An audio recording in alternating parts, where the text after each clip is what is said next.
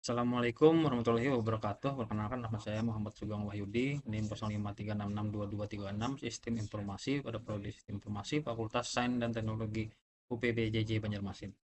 Kali ini saya akan mempraktekkan penjelasan tugas 2 pada pemrograman berbasis web. Kali ini tugas praktik 2 adalah mahasiswa mampu mengimplementasikan konsep sistem perorganisasian kode JavaScript framework VJS untuk membangun antarmuka dan alur interaktif dari aplikasi pemesanan bahan ajar Sita untuk sistem kebutuhan proses pemesanan dan distribusi bahan ajar di UT. Nah, untuk mahasiswa, untuk dalam hal mengerjakan praktik ini adalah uh, diwajibkan atau bisa menerapkan 5 indikator capaian untuk menilai hasil pelajaran mahasiswa. Itu satu, mahasiswa dapat menerapkan sistem perorganisasian kode JavaScript framework Vue.js yang disepakati.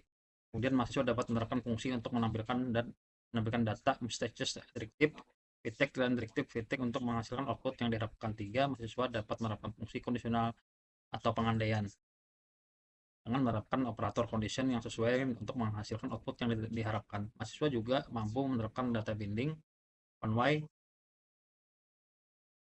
data binding, two-way data binding melalui jenis direktif data binding, vBind, dan vModel, dan penggunaan properti untuk mengolah data computed property methods property yang sesuai untuk menghasilkan output yang diharapkan. Mahasiswa mampu menerapkan juga fungsi watcher yang sesuai untuk menghasilkan output yang diharapkan. Soal tugas, mahasiswa berfokus untuk membuat aplikasi website berbasis Vue.js sebagai framework yang digunakan sepanjang pengerjaan tugas praktik 2. Sehingga data-data yang dibutuhkan tidak dibaca melalui database tetapi melalui JavaScript file sebagai dummy data yang dilampirkan bersamaan dengan tugas praktik ini. Ini kita ditugaskan membuat 2 halaman website yang perlu dikembangkan sebagai berikut. Satu, halaman stok bahan ajar. Kemudian yang kedua adalah halaman tracking delivery order. Ini struktur foldernya, user filenya.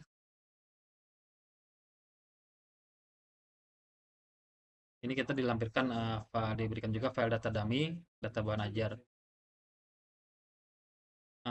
Izin kepada Bapak Ibu tutor, untuk data bahan ajar JS ini kita kombinasikan atau kita masukkan ke dalam data pada tugas satu sebelumnya. Jadi di sini saya melanjutkan pemrogramannya itu dari yang hasil pengerjaan tugas praktik satu sebelumnya. Jadi kita melanjutkan karena secara desain halaman webnya sudah tersedia terlebih dahulu.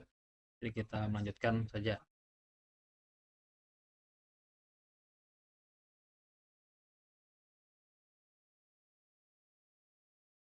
Jadi di sini untuk data bahan ajar kita masukkan ke dalam sini untuk loginnya yang terdahulu, data yang terdahulu untuk login. Nah, kemudian di sini ada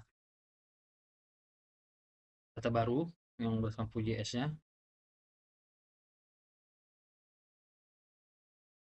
seperti ini.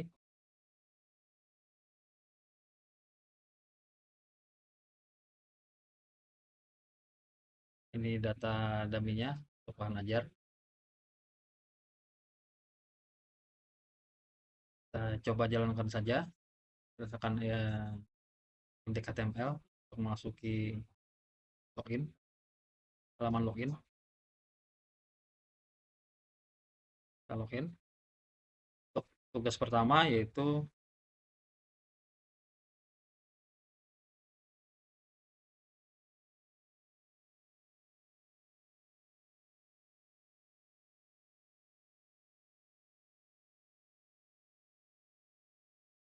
ini membuat halaman stok bahan ajar. Halaman ini menampilkan data stok bahan ajar untuk seluruh UT daerah.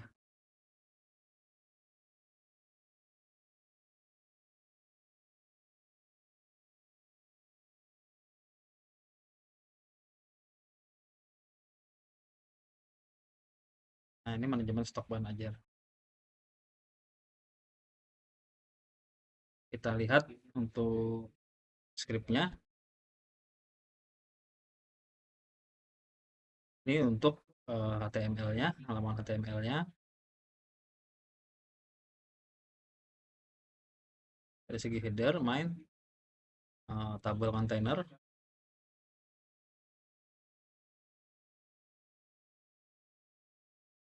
Ini tabel-tabelnya, list tabelnya. CSS-nya juga sudah kita buat untuk memperindah tampilan. Kemudian kita lihat di file JavaScript-nya untuk stok. Ini kita menambahkan sesuai indikator-indikator yang sudah ditetapkan, yaitu sistem pengorganisasian indikator 1 seperti ini.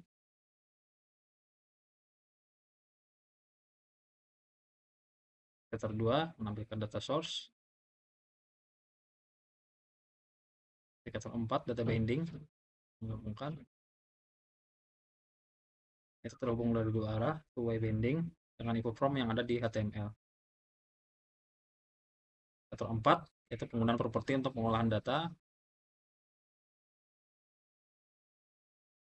Ini logika sortingnya menggunakan if keputusan. Indikator 4 method property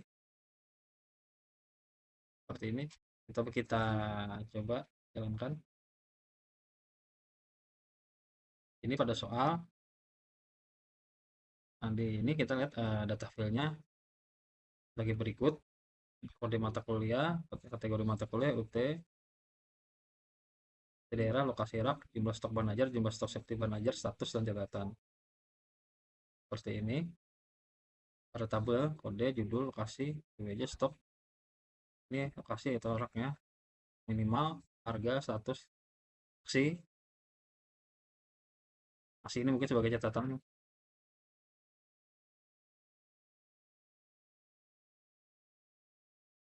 Di sini ada terdapat fitur untuk mengedit stok data bahan ajar.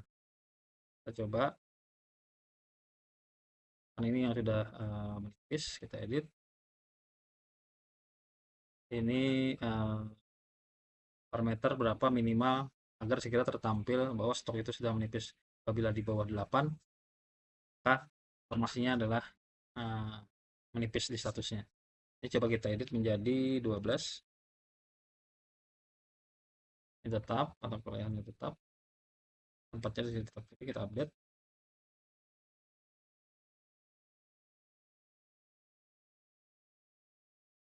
Nah, sekarang sudah statusnya adalah aman.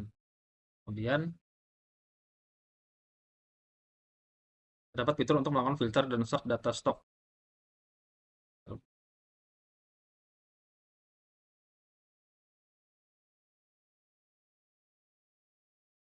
Ini stok terbanyak, harga, tulisan harga, kemudian menampilkan stok kritis.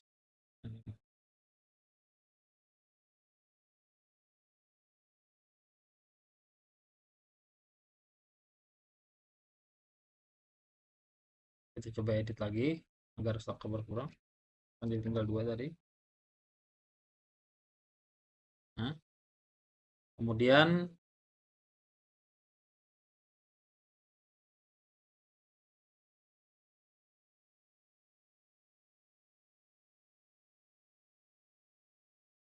ini terus filter sudah, seperti stok sudah, terima stok 0, jadi daftar yang dapat negatif merupakan order bahan ajar. Sekarang kita coba stoknya adalah 0.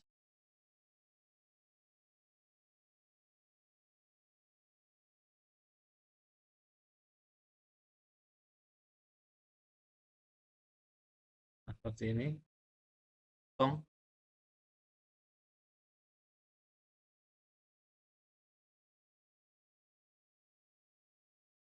Filter dapat di-set ulang, di reset. Perbanyak pengurutan yang di Jakarta. Kita coba reset. Nah, kembali lagi seperti asal. Ini penerapan fitur di sini di mana semua filter tidak perlu direcomputed lagi.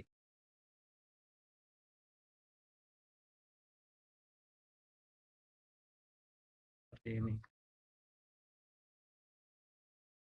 Kemudian implementasi dependent option, seperti misalnya kita memilih filter stok berdasarkan UT daerah, baru akan muncul filter untuk kategori mata kuliah.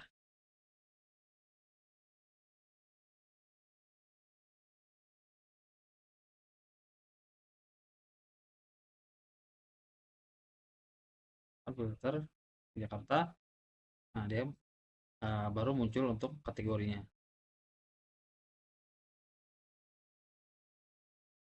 Ini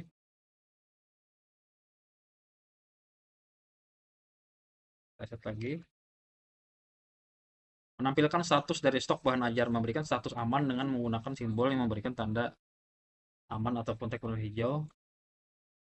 Nah ini kan sudah kita lihat seperti ini, aman, kosong, menipis. Seperti ini bahaya apabila stok kosong. Terdapat fitur untuk menambahkan data bahan ajar baru melalui formula kecil untuk melakukan validasi sederhana setiap data field.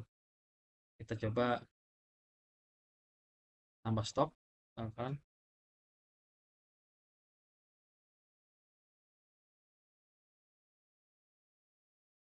ganti misalkan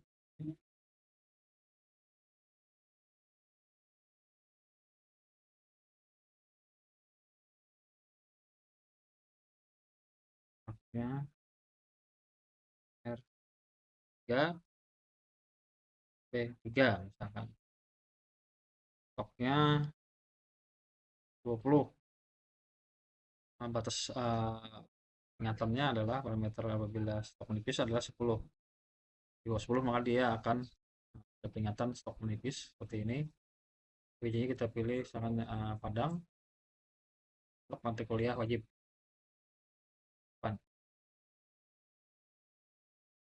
Nah, ini sudah masuk. Nah, untuk harga masih belum, kita coba edit.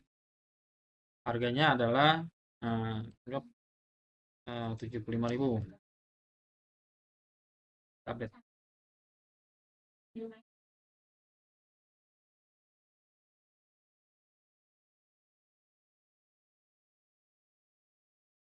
Ini metode-metodenya.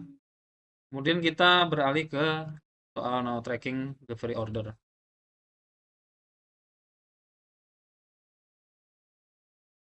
Tracking delivery order ini seperti ini tampilannya. Ini untuk HTML-nya.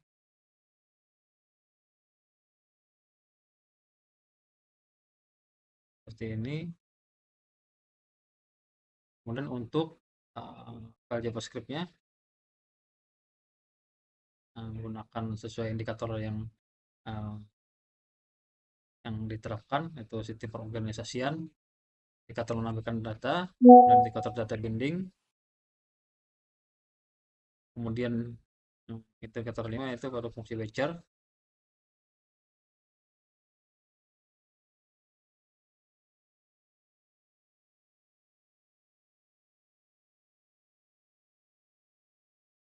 Memantau perubahan pada paket pilihan. Nah, kita coba. Ada soal, terdapat fitur untuk menampilkan halaman, maaf kita baca mulai awal. Halaman ini menampilkan halaman tracking status pengiriman bahan ajar seperti pada praktik 1, tapi sini perlu menggunakan penggunaan framework JS. Terdapat fitur untuk menambahkan input delivery order yang baru. Berikut adalah data file yang perlu diisi. Itu nomor DO, tergenerat otomatis seperti ini, otomatis apabila kita menambah nomor DO-nya. Tahun berjalan, ini sequence number, ini DO tahun berjalan, sequence number ini yang otomatis seperti ini. Selanjutnya jika sudah ada tracking terbaru menjadi DO 2025 dan seterusnya. Ini mesin manual, nama, register manual, ekspedisi bisa dipilih. Berdasarkan data pada WJJ list, bahan paket ajar bisa dipilih oleh pengguna berdasarkan pada paket. Ini penggunaan elemen select menampilkan di halaman web informasi kode paket dan nama paket. Tanggal kirim dapat isi manual ataupun menggunakan fungsi date mengambil local time. Harga diambil dari data pada array objek paket data. Kita lihat, kita coba sini. NIM 1, 2, 3, 4, 5, 6. saya sendiri.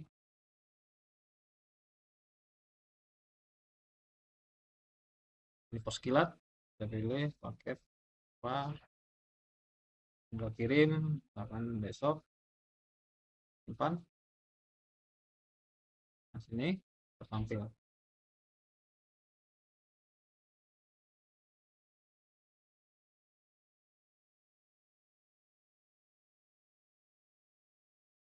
Kita lihat di scriptnya.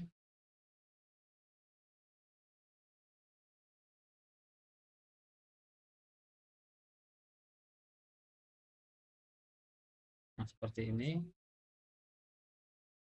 ada penggunaan if dan sebagainya. Nah, mungkin ini saja eh, yang bisa saya sampaikan